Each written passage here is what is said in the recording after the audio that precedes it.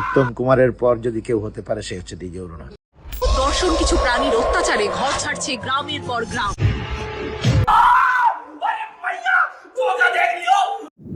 Hello বন্ধুরা, আশা করি তোমরা সবাই ভালো আছো। আমি একেবারে বিন্দাস আছি। তো আবারও চলে আসলাম একটা নতুন ভিডিও নিয়ে। তো আজকে আমি এই ভিডিওতে দেখাতে চলেছি যে কিভাবে একটা তারকাটা মাল রাস্তায় রাস্তায় ঘুরে বেড়াচ্ছে আর কিভাবে আমাদের বাংলা সিরিয়াল মার্বেল স্টুডিওকেও হার মানাচ্ছে। তো বেশি না বকে ভাট, লেটস স্টার্ট।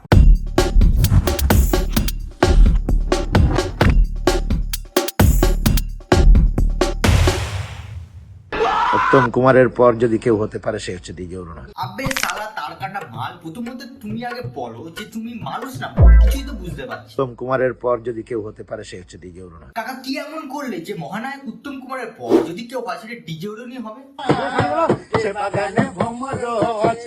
ওয়াও, সে বাগানে ফুল ফুটে না, সে বাগানে ভ্রমর ও আচ্ছা আচ্ছা, আপনি এই করে মহানায়ক উত্তম কুমারের পরবর্তী স্থান নেবেন? হ্যাঁ অবশ্যই, আপনার যা চাল চলন, আপনার ক্যারেক্টারটা কিন্তু খুবই মানাচ্ছে। ছাড়ছে গ্রামের পর গ্রাম। আমি প্রথমে ভাবলাম এরা শুধু মুখভঙ্গি করছে, কিন্তু অ্যাকচুয়ালি না।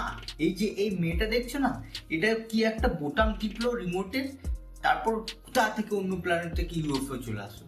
দর্শন কিছু প্রাণীর অত্যাচারে ঘর ছাড়ছে গ্রামের পর গ্রাম। তুই কি বে শালা, মুখে 10 কিলো ময়দার কানটা খাড়া করে চলে এসেছিস? আরে ভাই, তোর মেকআপটা অনেকটা চেনা চেনা লাগছে, কোথায় যেন একটা দেখেছি। হ্যাঁ ঠিক ঠিক ঠিক ঠিক, তোমার মেকআপটা অনেকটা রানু মন্ডলের মেকআপের মতো লাগছে না?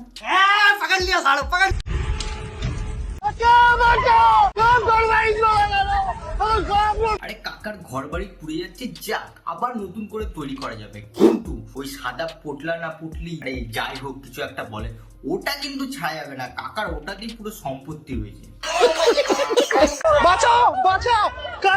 আগে শালা তুই আগুন দিয়ে নিজের জীবনটা বাঁচা, তুই শালা টলি ব্যাগটা নিয়ে কি করবি? এদের আটকাবে কে? ও, এই মেয়েটা তীর দিয়ে এদের সঙ্গে লড়াই করবে। আরে দিদি, তোমার তীর 1 সেকেন্ডও লাগবে না পুরো ছাই করতে ওদের। দেখছো না ওদের হাত দিয়ে কি আগুন বেরোচ্ছে, ফুসফুস করে আগুন বার করছে, দেখতে পাচ্ছ না? ये सब क्या देखना पड़ रहा है? अच्छा है मैं अंधा हूँ।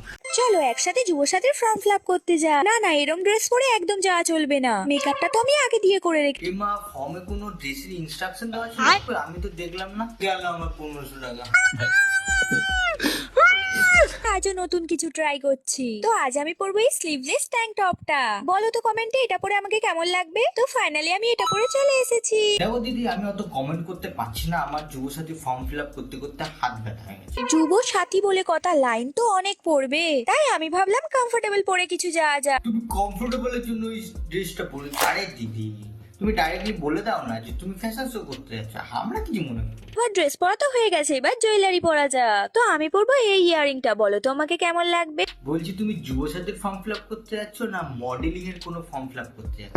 আমার তো মনে হচ্ছে তুমি যুবসাথীর ফর্ম ফিল আপ করতে যাচ্ছ না, জীবন সাথী খুঁজতে যাচ্ছ। না বন্ধুরা, তোমরাই বলো, এত মেকআপ, কানে এত বড় বড় ইয়ারিং পরে কে যুবসাথীর ফর্ম ফিল আপ করতে যায়? তো বন্ধুরা, আর নেওয়া যাচ্ছে না, আমি আজকে ভিডিওটা এখানে শেষ করছি। আশা করি তোমাদের ভিডিওটা ভালো লেগেছে। ভালো লাগলে অবশ্যই লাইক, কমেন্ট এন্ড শেয়ার করুন। দেখা হচ্ছে পরবর্তী ভিডিওতে।